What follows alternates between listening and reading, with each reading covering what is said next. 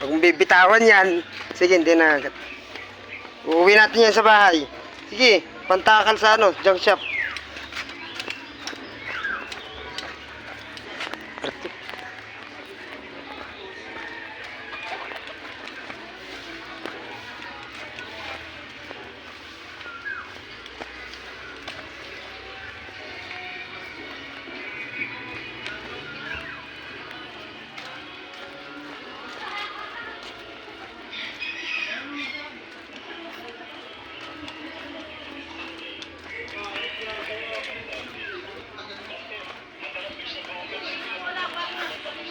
Mag-iipon daw ng ano, plastic para pang junk shop.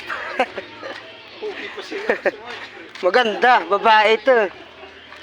Maganda. Oo.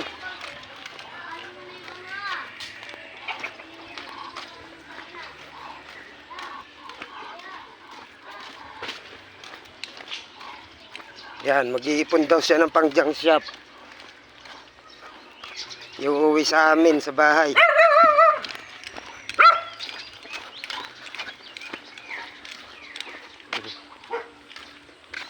Hindi niya binitawan, oh.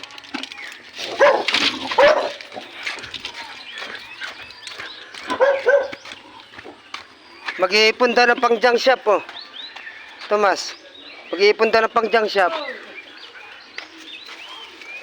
Dala-dala yung plastic, ha ba? Ay, bitawan na ba? Sige na.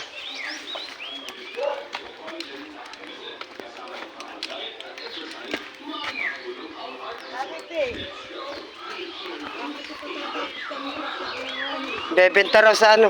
Bebenta raw sa Tita Leng. Ha? Bebenta sa Tita Leng. Eh, na yung plastic.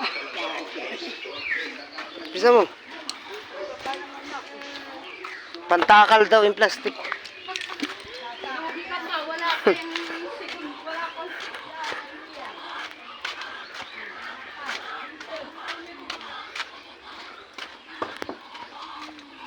Nasa Tita Leng.